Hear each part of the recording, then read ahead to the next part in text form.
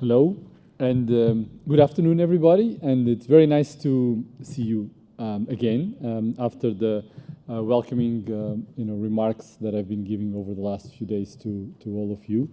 And it's very nice to have an opportunity to gather again to precisely share one of the important elements that I discussed with you the last time that we were together, which is this intellectual leadership. That the school and the college really, prides itself into. But even before that, and getting into the program, I first would like to recognize the presence of our provost and the very nice words that he shared, and the welcome that I've been feeling here, certainly from the students, but from the entire administration, my colleagues, and the staff. It's been very nice this past month, and in particular, it is very nice to be together with the first group of students that I'm welcoming here. I mean, this is a very important part of what we are and what we do, which is to work with students. And so I take a lot of pleasure on being part of these events and these ceremonies, and I'm really looking forward to the rest of the talks, and then a little bit of the social gathering that we're going to have right after the session. And into what we're going to do this evening. And as I mentioned, some of what we care about that is quite important, that really differentiates what we do here in the school and in the college, is this element of intellectual leadership. We want to make sure that what we have, our faculty, our researchers, are people that are really at the cutting edge of knowledge in their disciplines. But also what they do is relevant for society, it's impactful, that people around feel that what we're doing is something that helps them better understand the world around in their respective disciplines, and also in very important problems that we have in today's society. So our goal for today was precisely to assemble three of our faculty, three of our researchers, to share some of their insights with us about some of the research they're involved in, and why is it relevant, how is it structured, how it goes about. And there are important elements for you to draw upon. One is certainly to understand a little bit better what some of our great faculty do, and you'll have the opportunity to listen from three of them, but you'll obviously be interacting with many more throughout the year, and there'll be plenty of other opportunities for you to get to learn about their research in other settings. But also to have this better appreciation for how the work is organized and why is it relevant, and the recognition that is been having. And so with that, and without further ado, let me start by introducing our first speaker tonight, and I will introduce them individually before their talks, just as a little bit of an introduction. And the first one is Professor Yuri Mishina. He is a professor of organizational behavior and strategy in our school. And he, in particular, has been looking at issues of corporate governance. This is quite important. Organizations have leadership.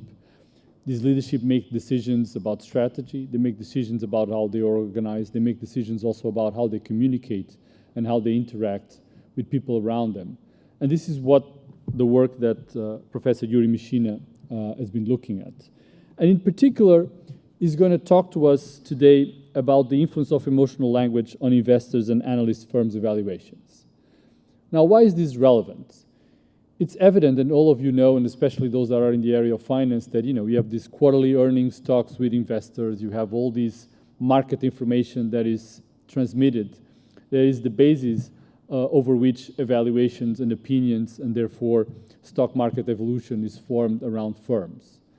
And it's obviously very well established that the content information, certainly the numbers, the analysis, the stock, the balance sheets, the P&L of these firms, and what it gets conveyed through these analysts' calls and information, makes a difference in how analysts look at the firm, and that then gets translated into reports about that firm, then eventually disseminated to the broader community, and that obviously has an impact. But that's supposedly factual information.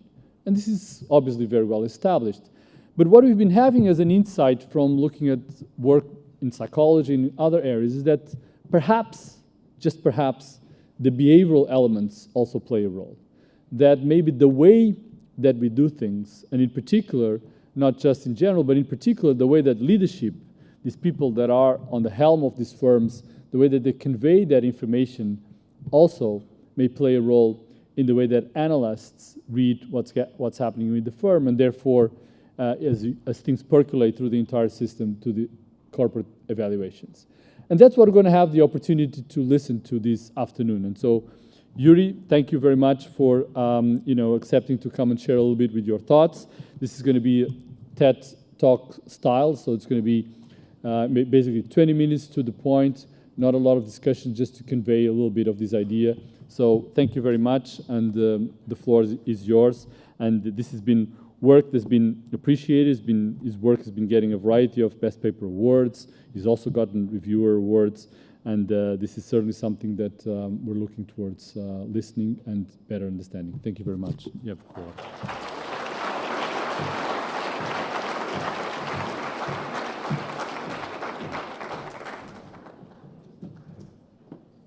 Well, thank you very much. Thank you. All right, so what I thought we would talk about today is something that is, in my mind, cutting edge for me, right? So rather than talk about something I've already published, I'm actually going to give you a preview into something that's currently under review. So I think it's actually kind of a cool piece of research. We'll see if the journal reviewers actually agree with it. So this is a title called Say It With Feeling. And it's something that we've been working on for a number of years. But I've been working on it with a variety of colleagues. So they're colleagues from all over the world originally, and now they're mostly based in the US. So that's Nico Dumatakis from the University of Nebraska, Kelly Wilson from Purdue, Cindy Devers from Texas A&M, and Ben Alexander from Cal Poly University. And what we thought we would do is we thought we'd approach this problem, right? So the problem is that when you look at corporate communications, so you could think about letters to shareholders, you could think about press releases, you could think about anything else, then largely people have said that these things are good, that they make the markets more efficient, that they make things work better by really kind of making them, providing ability for investors to make rational decisions because they now have better information about what's going on. They also said that this also provides a platform for which managers feel like they're now accountable, so they're going to behave more kind of honestly, diligently, and competently, right? And so this sounds like this is actually doing a favor to the investors. And for a long time, people thought that this is definitely true. And in fact, my initial training was in economics at the University of Chicago, and this is definitely what we believed. I mean, this is what I was taught day in and day out. And what you find is that clearly the management themselves use these as a platform to kind of communicate ideas and frame things, right? So they talk about why the decisions make sense, but at the same time, the idea is that only the informational content matters, right? Only the stuff that people think of as substantive matters. Only the stuff that affects performance matters. And everything else is considered just kind of noise. So the idea is that it's the substance, not the style. And in fact, a lot of people have said that people might occasionally react to noise, but that's only if they're really kind of non-savvy, right? That if they really don't know what they're doing. And in fact, because they don't know what they're doing, they'll quickly be selected out of the market because they'll just lose a lot of money. And then so the market's going to make all these investors rational. They're going to make them focus on only the substance and ignore all the noise. So, I mean, I think that that's pretty compelling, right? Well, if you think about it, that seems like a pretty logical argument. Like, why would you care about just anything else that doesn't affect the company's performance? Well, that seems stupid, right? It's like, if it doesn't affect the company's performance, why would I care about that? I should only care about the things that impact how the company's going to perform, and then I'm going to use that in my calculations to evaluate the stock. So that, I think, is really compelling, but research in other areas, namely in places like social psychology and cognitive psychology, actually say something quite different, right?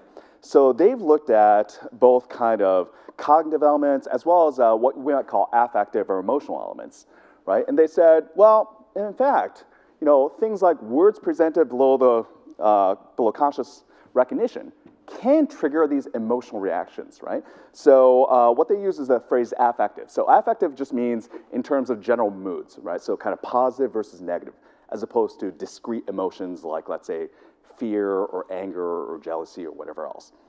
And they actually said that once these things are triggered, that people oftentimes kind of use those to judge other things, that these things might occasionally spill over. And so we thought, well, maybe this might actually affect things, right? Because if you think about it, who actually notices the way in which company information is presented? You look at what they talk about, right?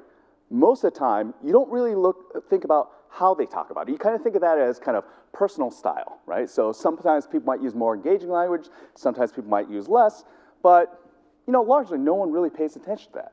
So we thought, well, maybe that's actually the thing that matters, the fact that you don't actually notice it. And so we thought maybe if companies use more emotional language, that's going to actually affect people differently. So rather than provide you like a super kind of academic talk that I would present to most of my academic colleagues, let me kind of talk about this in a way where I just kind of present the general logic, right? So the idea is that what we wanted to do was think about how this will affect it, but we wanted to think about how it would affect it each step. So first we thought, well, if things like language or like emotion-generating kind of images can generate positive moods or negative moods, then maybe the words used in corporate communication might matter. That it might start kind of producing these kind of what you might call diffuse affect in people, right? So kind of these positive moods. And that because people don't know where this is coming from, that they might just actually say, well, maybe the reason I'm feeling a little bit more positive about it is because that's how I feel about the content. And by doing so, the idea is that they're actually going to enjoy reading the communication a little bit more, right? It's going to feel a little bit more engaging to them. But at the same time, there's a lot of stuff that says that things like emotional images, emotional language, kind of attracts attention. People notice it, right? And oftentimes, it can be distracting. So people notice stuff even when they don't want to. And so they're going to attend to a little bit more.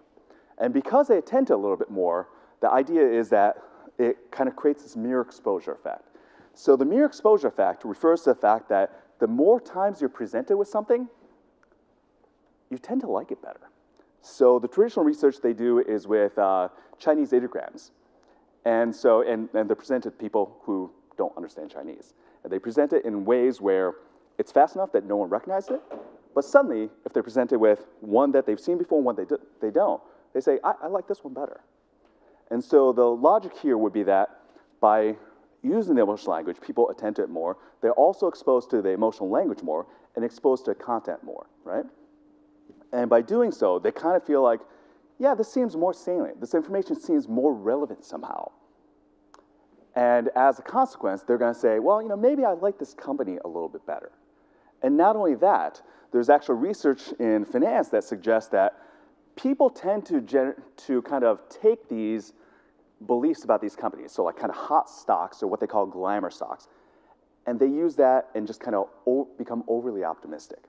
So we think it'll kind of trigger this general process by using emotional language. So that's kind of the overall logic, right? So what would that look like? So if you think about it as kind of a box and arrows diagram, so the idea is that if they use more emotional language in a communication, then the communication itself, so like let's say the company report, press release, whatever else, is going to feel more appealing to people, to the audience. And because it feels more appealing, then they're going to evaluate the firm in a more positive manner. So they're going to say, yeah, I think this is a better company. And the idea about that is going to then transfer in their beliefs about how the company is going to perform in the future. Right? So that's the general logic. So how did we look at this? Right? Because you can look at it any number of ways. And so what we did was we said, how would we know if this occurs? Well, if you say that companies that had more emotional language just perform better, it could be any number of things that's going on, right? Or it could be a spurious correlation. In other words, it could be that these things are related, but due to some other force that we're not accounting for. So we thought the only way to really think about this is to do it in 2 steps. So the first step, what we thought we would do is to try to make sure that this process, this step-by-step thing, seems plausible. And if that's also plausible, then we'll see if it works in the real world. So what we did was we came up with these letters to shareholders, right? So we actually took a real company, and we essentially changed a bunch of details. And we had a professional writer come up with alternate versions, but keeping the information content identical. So the exact same stuff happens. Then we had a CPA go through all the financials, change some of the numbers, but then make sure everything actually works correctly. And so we came up with these multiple versions, right? So an example of like a boring letter is one that's kind of more in very straightforward, non-emotional language, right? So kind of more or less legalese, one might think about it. In the more dramatic letter, you use like kind of more emotional words and so on, you know, achieve the greatest successes for customers, blah, blah, blah, right? So all these things that seem like it's a little bit less like just kind of reading like a legal brief. So what we did was we did 3 related lab studies. The first one we did was with, well, these are all with undergraduates at a large Midwestern university in the United States, which basically means the place I used to be at before I came to Imperial. And so the first one we did was we said, well, we first want to make sure that the measure that we're using for whether or not communication is appealing makes sense. So we did a pilot study with, I guess, 224 students to make sure that that worked. Once we validated that, then we said, okay, so let's make sure that our general model works. And so we got a bunch more students. And these were all kind of like business majors, right? And then we said, okay, that's great. Then some of our colleagues said, well, you know, we've actually got a whole bunch of other students who are also interested in doing this because what we used to do was provide extra credit for people who ran through lab studies. And they said, well, half our students still want the extra credit. Do you need them? I said, sure, let's use them too. Because what we want to do is, now that we've shown that this thing seems reasonable, we want to actually poke at it, right? And see if our logic still works, or if we're forgetting things. So we did a lot of things with, like, I'll tell you in about 2 seconds, but basically, like, we essentially used all the tools that we had available to us, including, it turned out that one of our colleagues had a whole bunch of blood pressure cuffs that would automatically take people's blood pressure and heart rate and so on. So he said, yeah, sure, I think that could come in useful. And then what we did was we also collected demographic information, had all sorts of kind of psychological questionnaires and so on. What we also did was that would only be to test to see if this thing generally worked, right? But to say something works in a lab under controlled conditions isn't really the same thing as whether or not it would actually matter in real life. And in fact, some of the original criticisms we got from people were that psychologists basically said, of course it's going to work, but we already know that.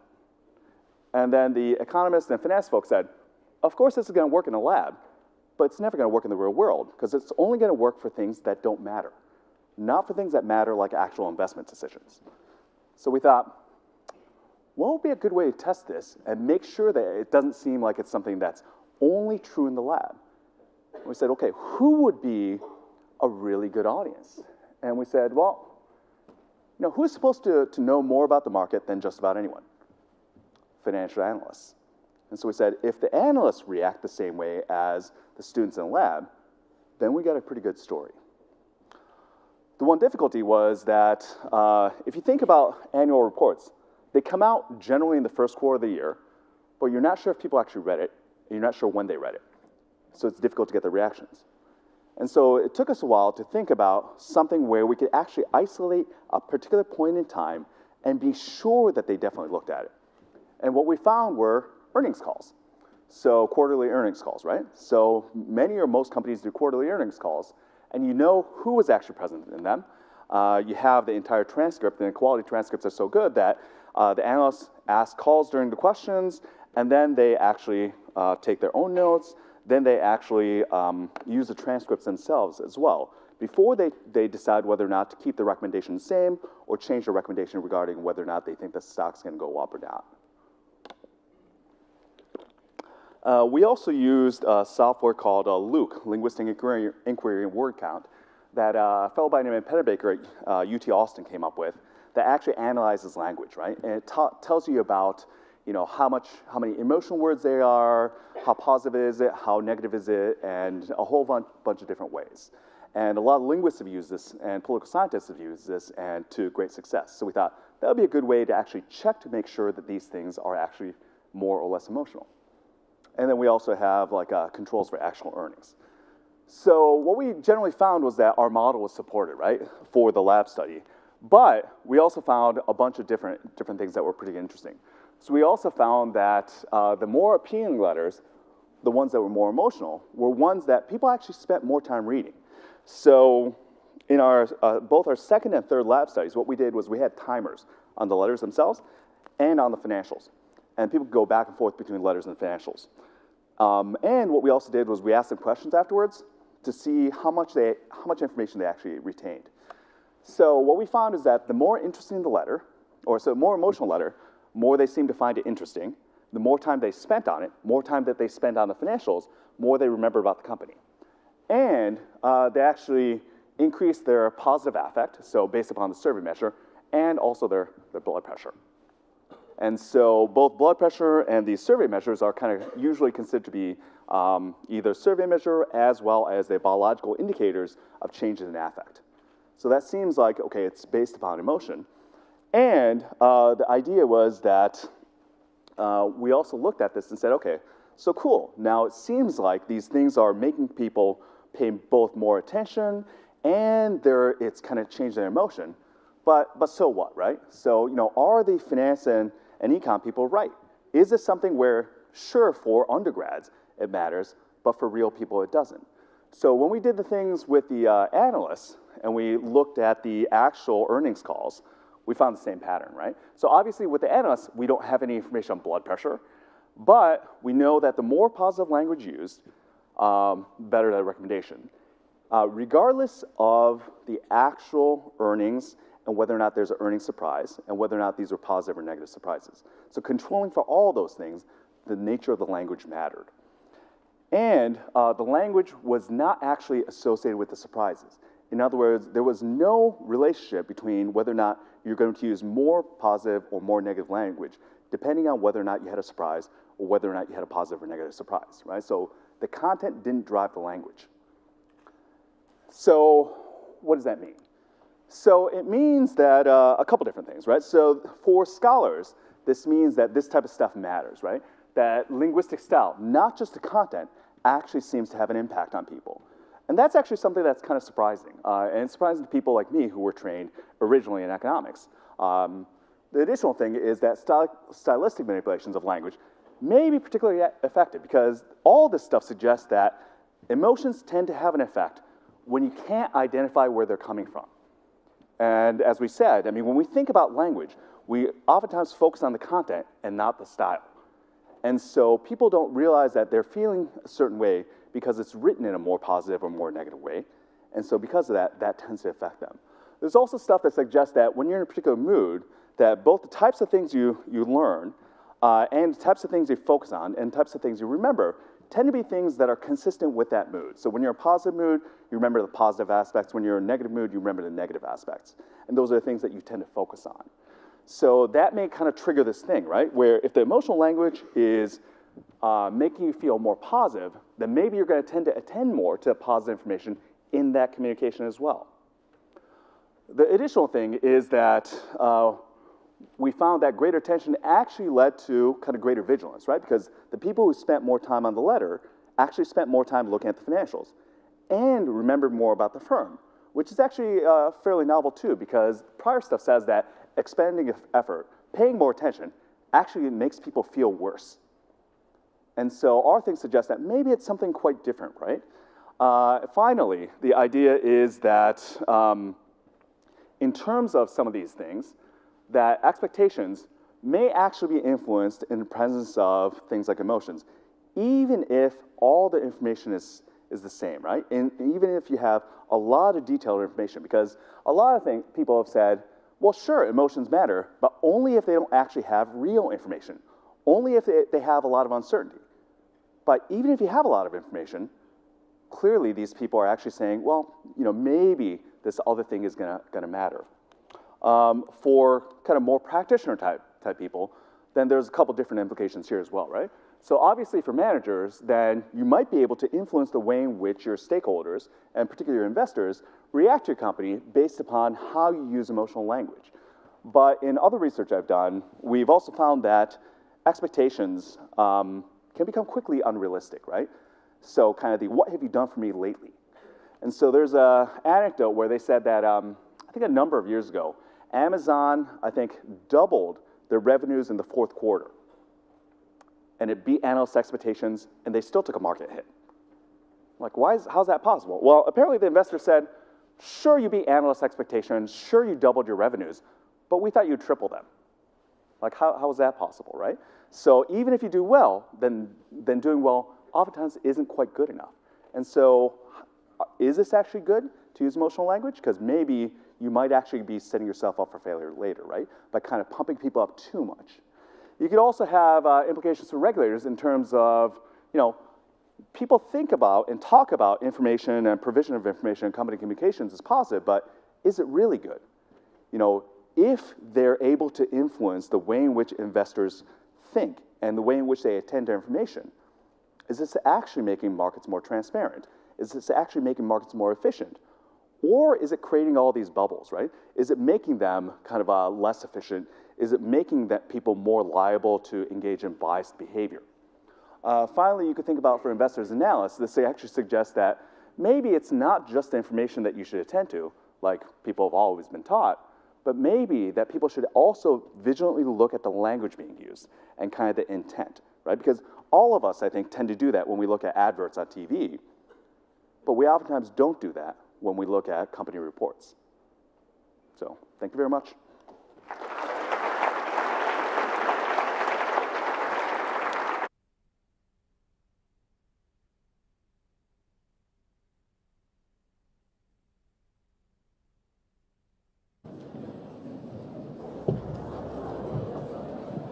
Thank you, Yuri, for this, for sharing with us your thoughts on what happens on these behavioral dimensions of investors and analysts. And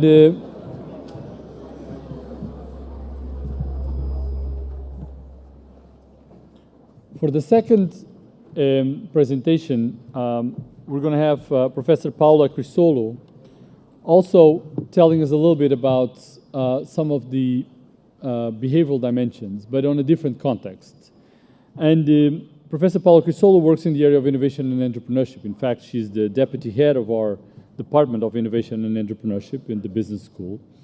And she's been working precisely on the transfer of knowledge between individuals, across individuals and firms, open innovation, and on patents as well. And this particular work is going to be looking at selection of R&D projects. It's a pretty important thing when you're in a big corporation with a variety of opportunities that you're going to pursue, is to think about how are you going to be selecting what are the right projects to pursue out of a particular diverse portfolio that you may be looking at. And again, some of the elements that Paola has been looking at is actually the non-objective elements, the more contextual elements. You can think about these as looking at the intrinsic value or potential contribution of a research project. But then the question you're going to ask is, okay, certainly that's going to matter, but what about who is the decider, and what is the context in which this decision is being made, and what is the particular context also in terms of how the project is going to be judged in terms of novelty given the particular situation in which the firm is. So these are the elements that Paola is going to share with us in terms of R&D project selection.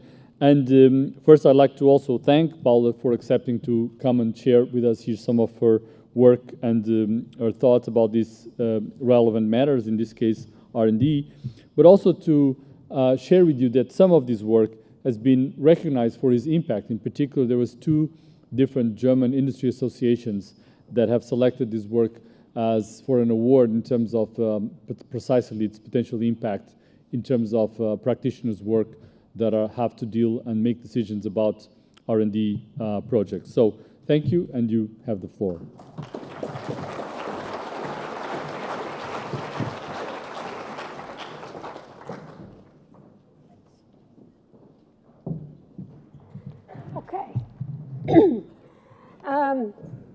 It's a pleasure to be here tonight and to see so many of you. The work I'm presenting tonight is joint work with other colleagues, as Yuri, Linus Dalander from ESMT in Berlin, Thorsten Grossian from Bocconi University, and Edmund Salter from Basque School of Management. By the way, all these people at some stage were at Imperial. They all left, and I'm here still standing at Imperial College.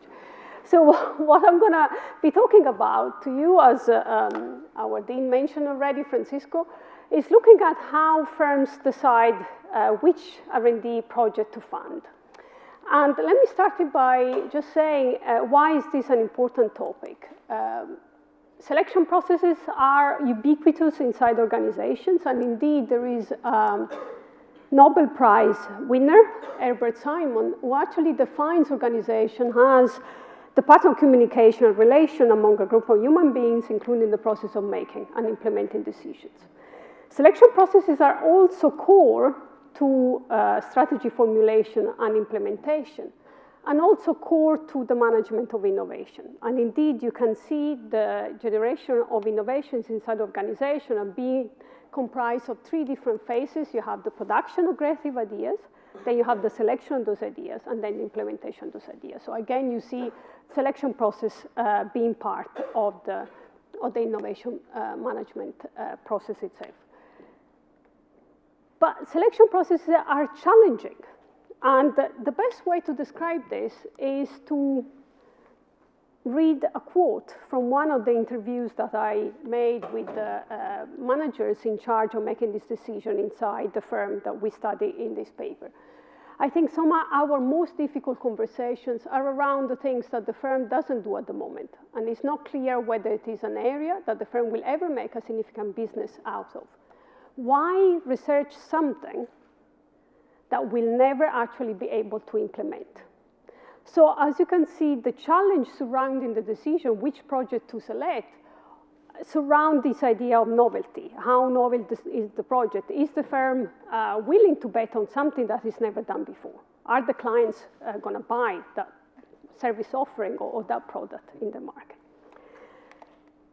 Selection processes can also result in what is being defined as error of commissions or error of omission. Error commissions are error which results when, for example, a company decides to launch a product in the marketplace that then is not successful, it's a flop. Or error commission is when the company decided not to proceed with the development of a new product, which instead could have been very successful in the marketplace. And I give you an example of an error commission that Decca Recording made in 1962 when they decided not to sign the Beatles. And this is what they said: we don't like their sound and guitar music is on the way out, okay? So as you can see, it's very important to get a better understanding of how managers select among different alternatives, because the implication in terms of performance can be huge. So despite the central role of selection process inside the organization, we as academic, we know very little what's going on inside the organization. And this is, the main reason is that these decision-making processes happen behind closed doors. So only the managers involved in this decision-making process are aware of how they make decisions. But us as academics, we don't have access to these forums. So we don't know how managers actually make these decisions. So what do we know so far about selection processes from an academic point of view? So there has been some recent studies that have looked at how scientists and administrators of research grants select among different research proposals. And these are the two studies by Boudreau and Uzzi. Most of the studies that are being published so far, both in strategy and in economics, have used simulation simulation and mathematical models. And they've been quite useful to understand what is the relationship between how firms organize these selection processes and what are the likelihood, for example, of error of commissions or error of omission. Okay? But even in these studies, the panels, so the composition of the panels in charge of making this decision is not being directly analyzed. And also what is missing is an analysis of the context in which these decision-making processes are made. Okay? And this is what we want to do in this paper, really to bring in a new lens to look at the selection processes by focusing on the panel of selectors, their characteristics, and the context in which they make these decisions. The other way in which we want to examine the selection process is by focusing on the degree of novelty of the project. Okay? So you can have very incremental projects of more radical and novel projects, and we want to see to what extent firms are able to support highly novel projects. So it's clear that maybe more incremental projects are not going to be supported and not going to be funded, but what about highly novel projects? Are they going to be supported as much as medium project with medium level of novelty? The other thing we want to focus on is on the panel, looking at the panel of selectors. And here, as I said, we look at the characteristic of the panel of selectors and the context in which they make their decisions. In terms of characteristics of the panel, we look at the expertise diversity. Is the panel of selectors made up of managers with a similar expertise profile, or is made up of managers with very different expertise profile? In terms of context, we want to look at their workload. Are they evaluating just a couple of projects at the same time, or they're actually evaluating 60 projects in the same meeting? Okay. And finally, in terms of context as well, we want to look at whether the panel and the applicant of the R&D project come from the same office, whether there is a geographical proximity in between the panel and the applicant. Okay. So, as in the case of the previous paper, we start with a model, okay, with some hypotheses that we would like to test.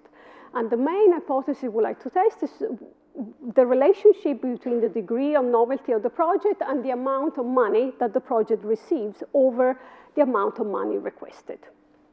So the hypothesis that we put forward is that there is an inverted U-shaped relationship between these two variables, which means that what we assume is that the project with intermediate level of novelties are going to be the ones that will either will be fully funded or receive a high percentage of fund requested. The reason is that, as I was saying, it's obvious that maybe a very incremental project will not be supported, but also, what we assume is also highly novel project will not be supported. And this goes back to the quote I read earlier about the uncertainty surrounding the decision to support projects which are planning to do something that the firm has never done before. There is evidence in the strategy and innovation literature showing that R&D investments in companies is very much path dependent, and that firms invest in a cumulative way, so they learn on the basis of what they already know so far. And therefore, we also expect highly novel projects not to be funded or to receive less of the amount of funding requested. And then what we expect this relationship to be shaped by the panel characteristic and the context in which the panel makes these decisions. The first contingency is the amount of workload that the panel of selectors has. And we assume that the higher the workload, the lower will be the preference for novelty, and therefore the lower will be the support that they will show towards highly novel projects.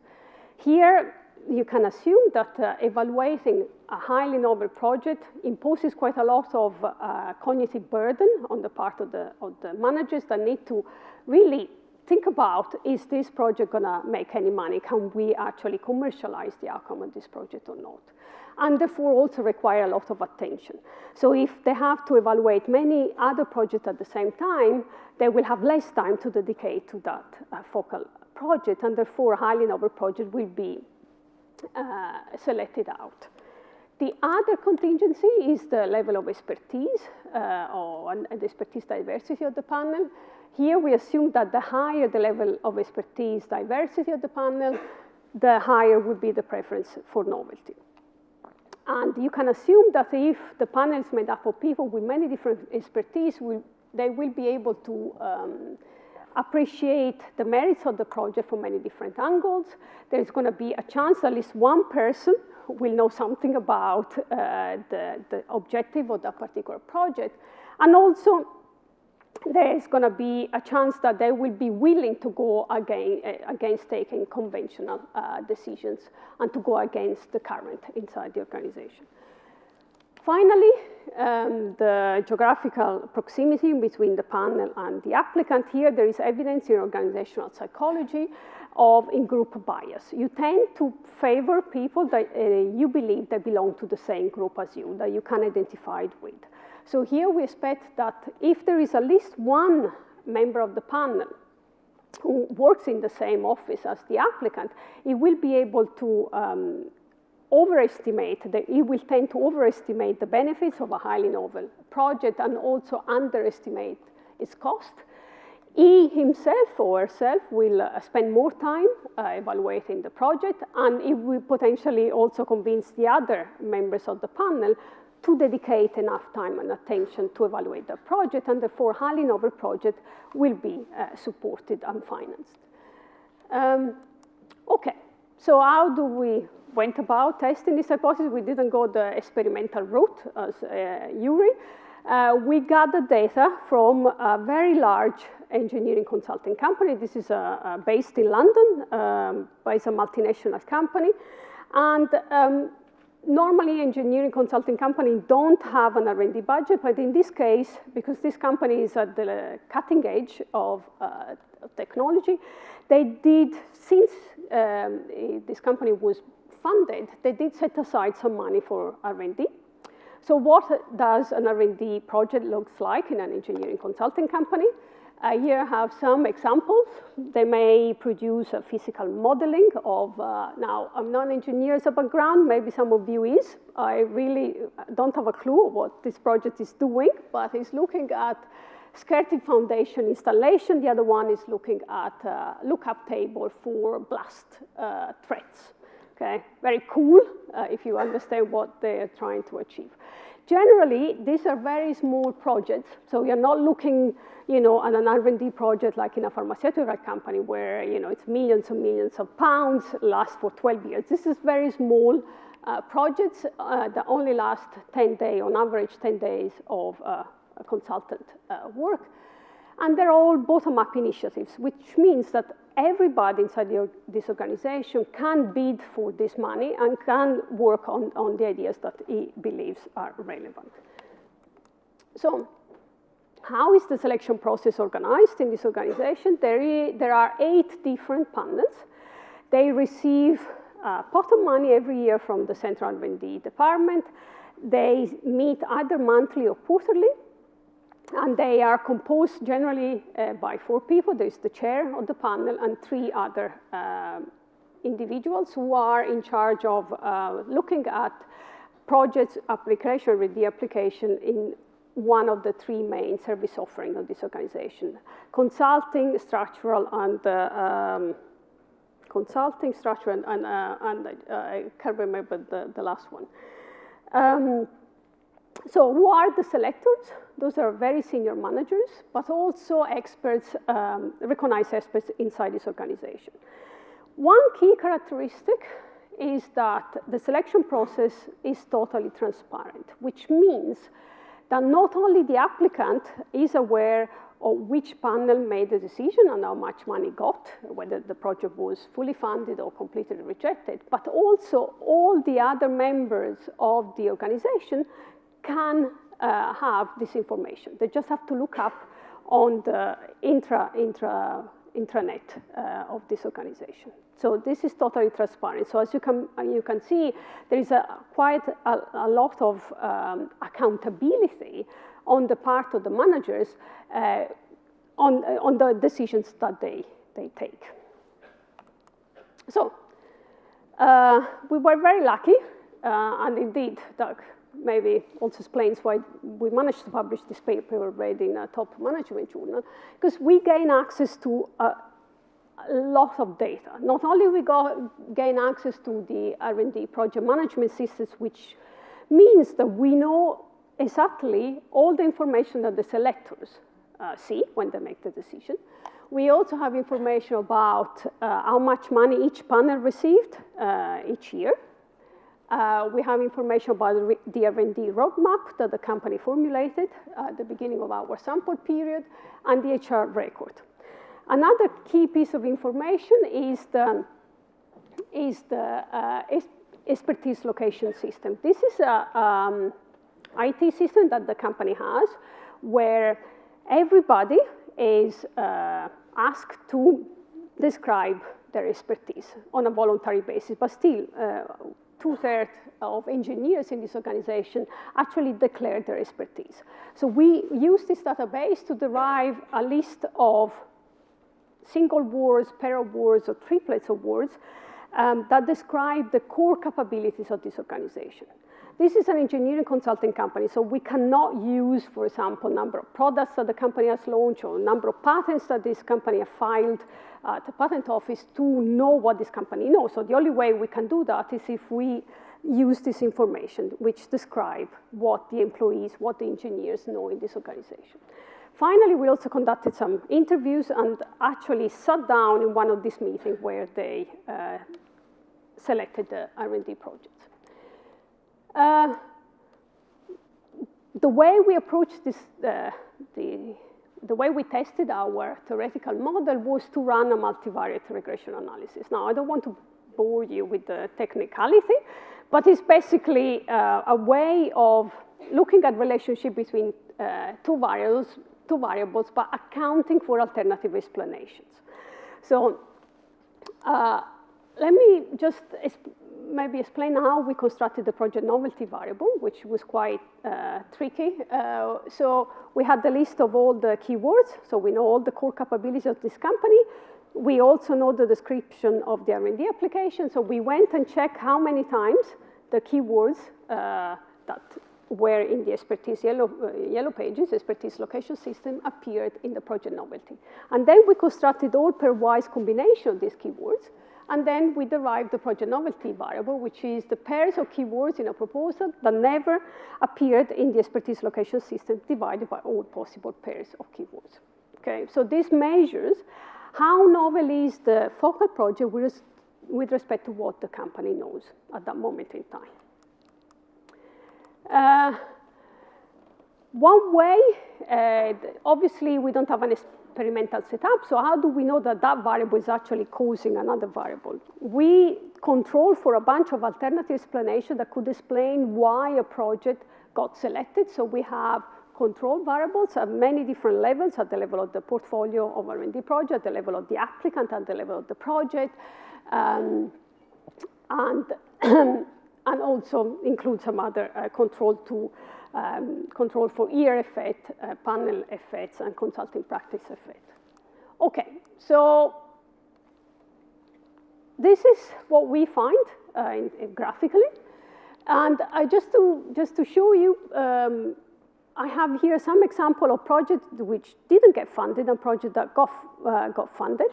So this project here, it was a very blue sky type of research for this organization, whose main expertise are in structural engineering and geotechnics. So this is a company that mostly does structural engineering and geotechnic projects. And here it is a project that wants to look at the effect of lighting on absenteeism and well-being. So that project was considered too novel and didn't get funded. Okay. We did find support for the effect of panel workload. The higher the workload, the the lower the support that the company displayed towards highly novel projects. And equally, we find support for panel expertise. The higher the diversity of the panel, the more the preference for towards highly novel projects. We didn't find support for the shared location assumption. We actually find the opposite of what we thought. So, what does this paper mean for other scholars working in this area? I believe that we really shift the conversation from focusing on characteristics of the individuals involved in the generation of new ideas and novelty towards looking at considering the people instead that are in charge of selecting novel ideas or creative ideas. So there is a lot of research looking at what drives and what generates creative breakthrough, technology breakthrough, highly creative ideas, but there is very little about how do firms select and evaluate these creative ideas. And I think this paper does this. We try to contribute to this research question. We showed that the composition of the panel really matters, also the context in which these decisions are made. So projects are not evaluated only on their merit, and also the managerial tension and their accountability can really explain why firms may show a preference for novelty or not. In terms of managerial implication, what do we have to say to companies? Again, here, I think our message is that organizations should spend some time looking at how they select the people in charge of making decisions in terms of R&D projects, and not only looking at the teams of inventors or engineers that they select to produce these ideas. Obviously, they have more practical implications. How can we go about addressing the problem of panel workload?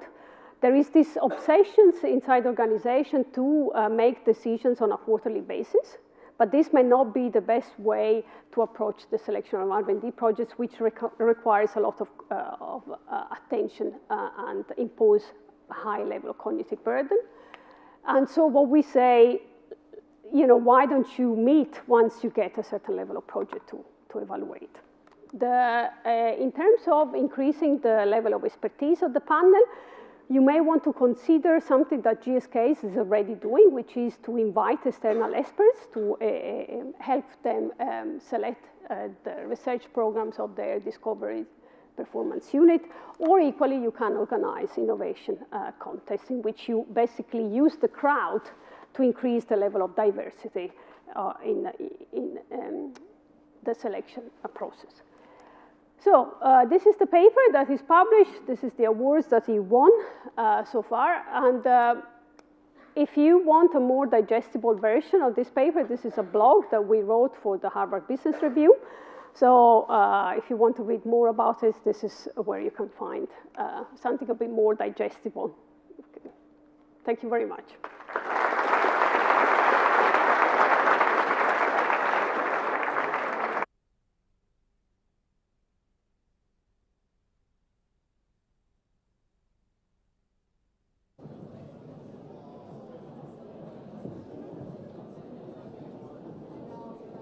Thank you. Thank you, Paola. And please. The third and final presentation before the refreshments that are going to be served is by Professor Jonathan Haskel. Jonathan is a professor of economics here at the Business School and also the director of our doctoral program. And he's affiliated and has been in leadership positions in a variety of different roles. And these are both academic as well as practitioner bodies like the Payment System Regulator, Decisions Committee. And he's been looking at issues of productivity, innovation, and especially intangible investment. The way that we think often about capital, and that has certainly been the case historically, is to think about physical capital. That's the way that economic grounds were initially built up in terms of the economic theory, and it's still the way we think about economic growth in many important distances and in many important parts of the world. But of course, we know, and especially in this day and age, that the intangible investment and the intangible goods are becoming ever more important. And this is very much related to the work that Jonathan is going to share with us, because one of the things that they have documented and they've been showing is through this book that is Capitalism Without Capital, some of which he's going to be talking about today, is that we've now reached a very important stage in which intangible assets like design, branding, R&D have actually surpassed now the more tangible assets. And some of what he's going to explore and discuss with us is what kind of implications does this bring to economics, to the way that we think about economic growth, productivity, inequality, in these new worlds where the intangible is now more relevant than the tangible. Professor Jonathan Haskel, thank you very much for sharing with us your thoughts.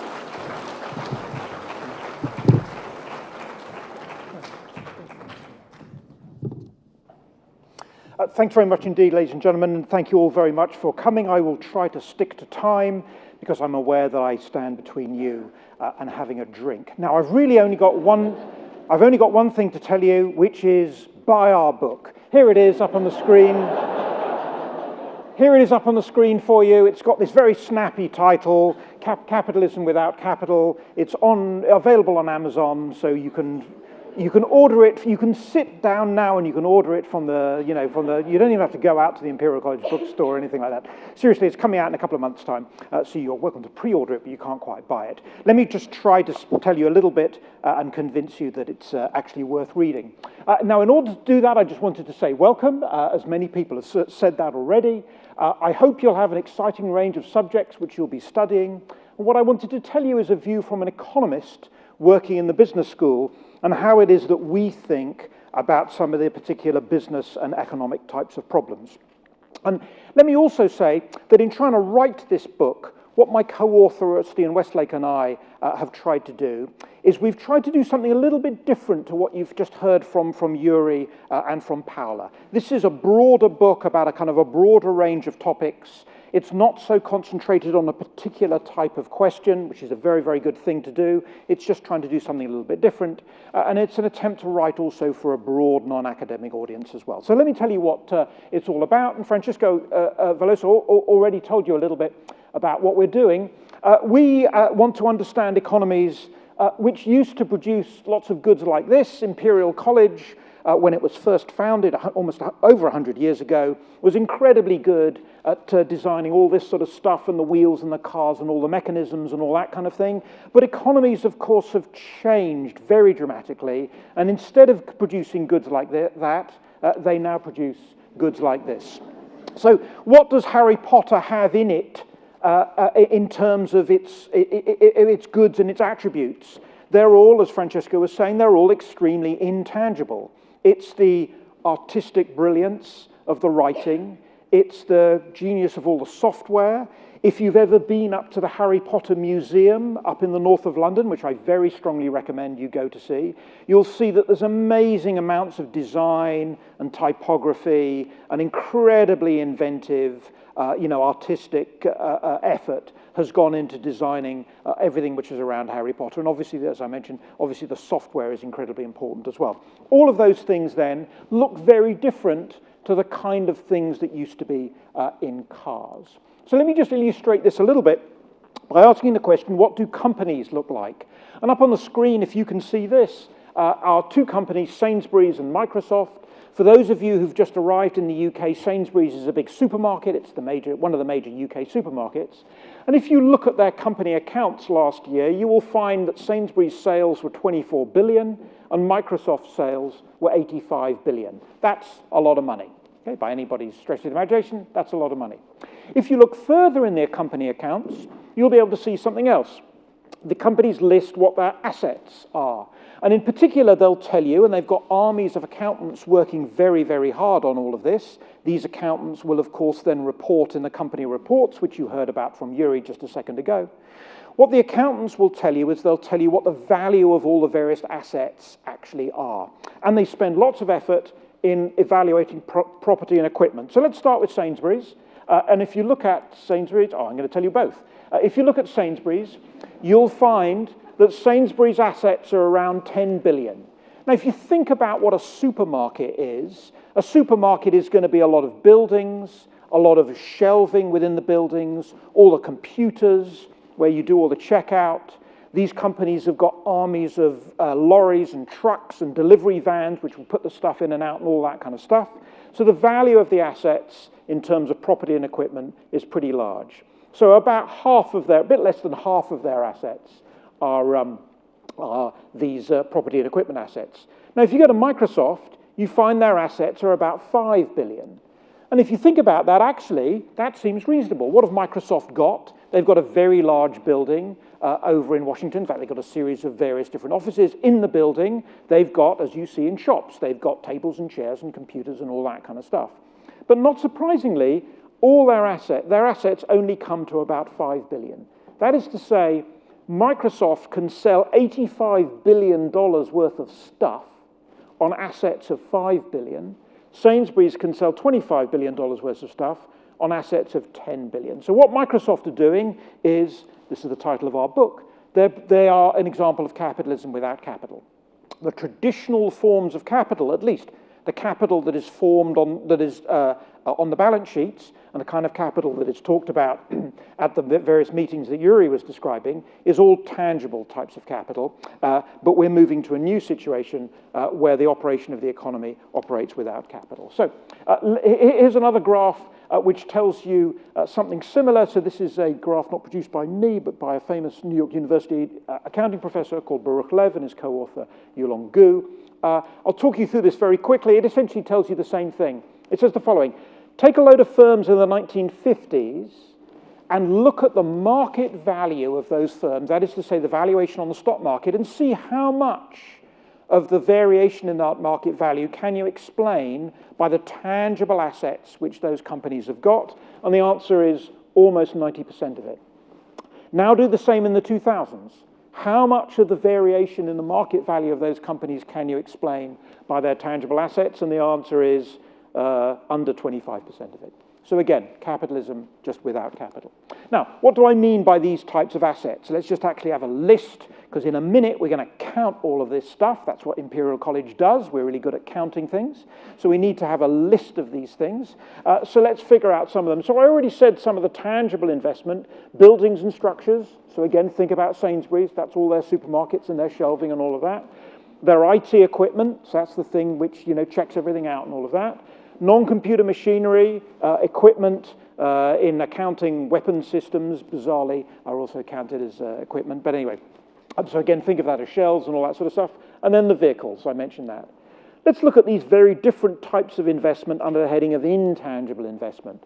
Under three headings. Firstly, computerized information, software and databases. So the app, if you shop online, that's all the software that Sainsbury's have got. Once you give them all of that information, that of course creates a massive database. That's a very intangible thing. Companies like Amazon, Microsoft, all of that, are obviously built on enormous amounts of these types of assets. Let's look at a second class of assets which are intangible around the heading of innovative property, R&D, mineral exploration, entertainment, literary and artistic originals. So that's things like Harry Potter movie scripts, things like that. Design, the design of the iPhone, the design of beautiful BMW cars, all that kind of stuff. Again, intangible types of assets.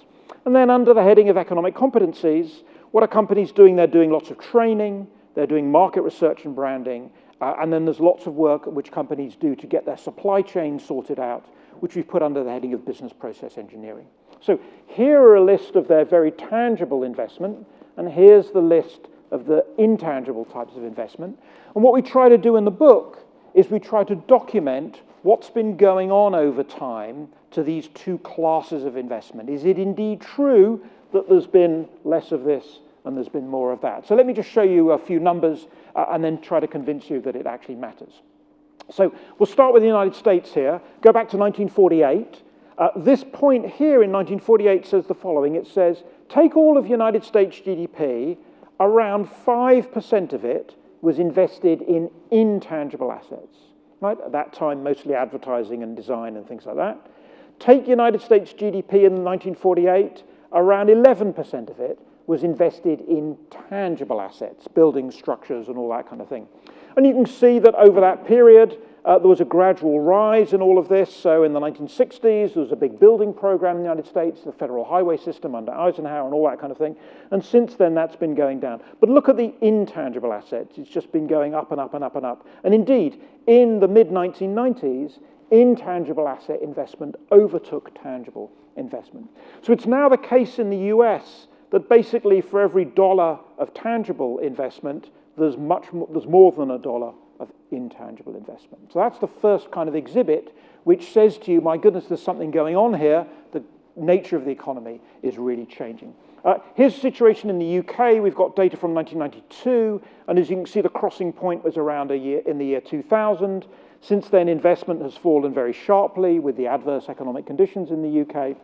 In tangible assets, it's fallen somewhat in intangible assets. But again, it's the case that for every pound of tangible investment, there is more than a pound of intangible investment. So again, the characteristics of the economy have changed quite a lot over this period.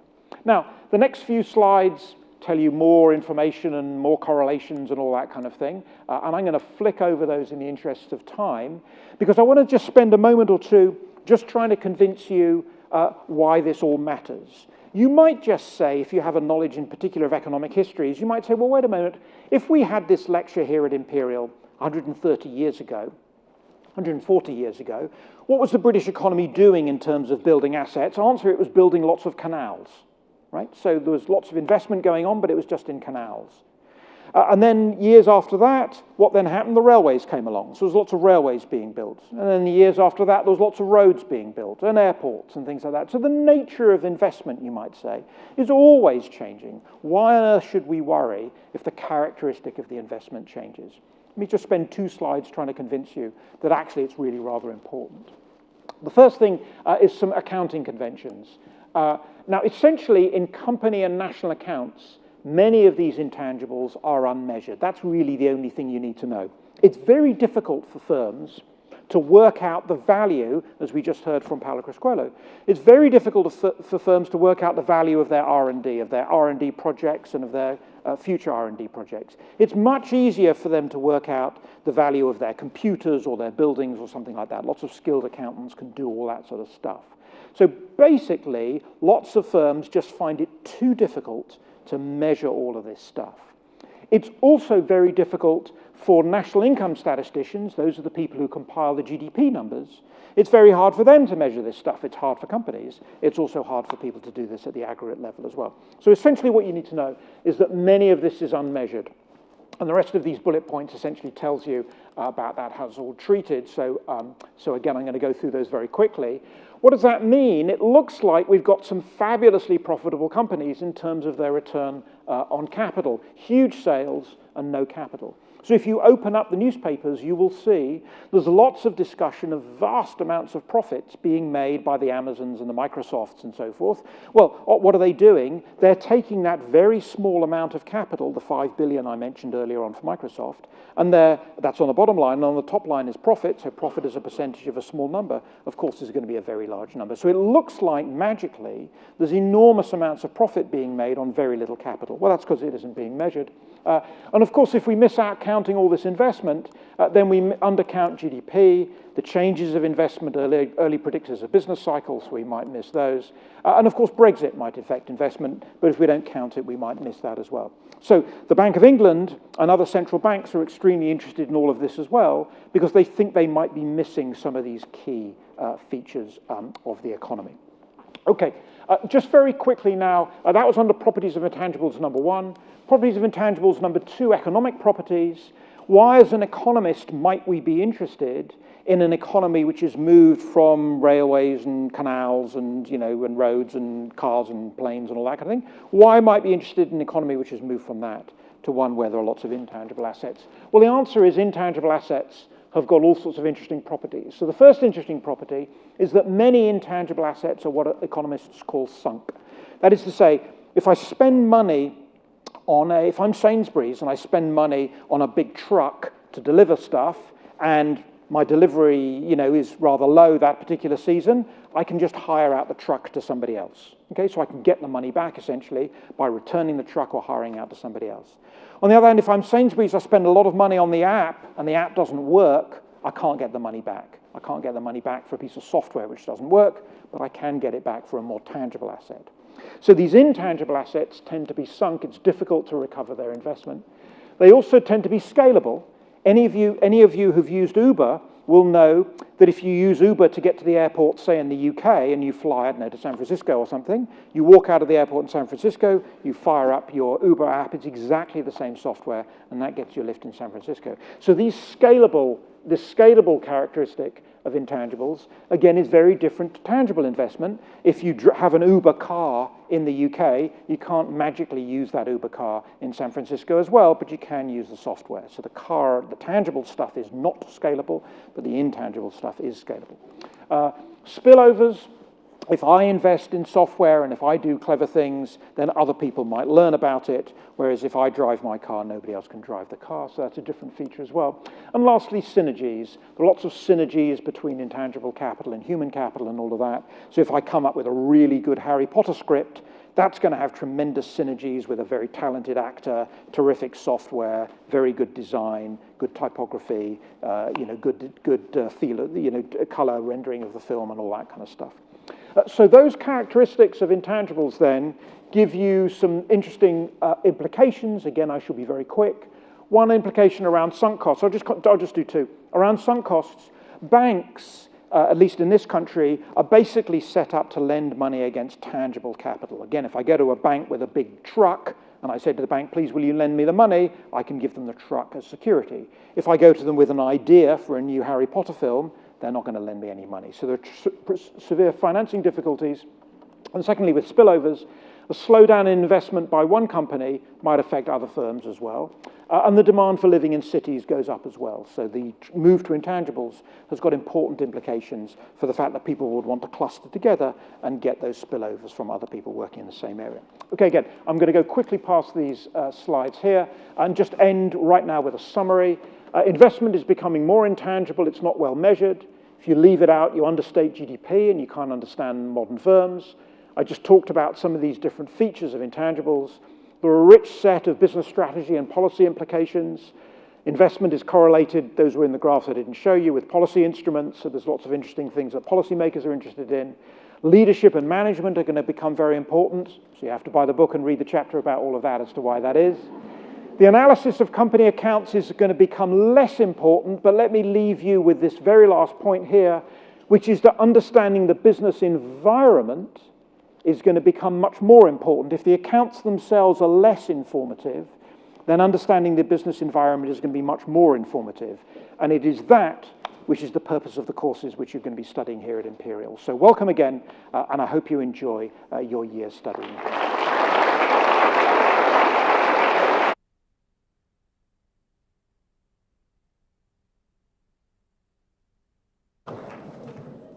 Thank you, Jonathan, for these provocative remarks. And in particular, I know that Jonathan is about to precisely present this to a group of the leading economists that the government service that deal with these things. And this is precisely because people are looking at these and worried about how to better understand these issues. And so that was the idea of tonight, was that you would get a more in-depth appreciation for the range of research work that's done here, for this intellectual leadership that has both a strict research component, but hopefully we're also able to motivate you that has practical and broader important implications, and that's what we strive for in terms of this dimension of intellectual leadership. But enough said. I guess now I'll just really like to invite you for a drink over at the Queen's Towers rooms, which is just going outside. And thank you for coming. Thank you for the presenters, and let's chat a little bit more about this. Thank you.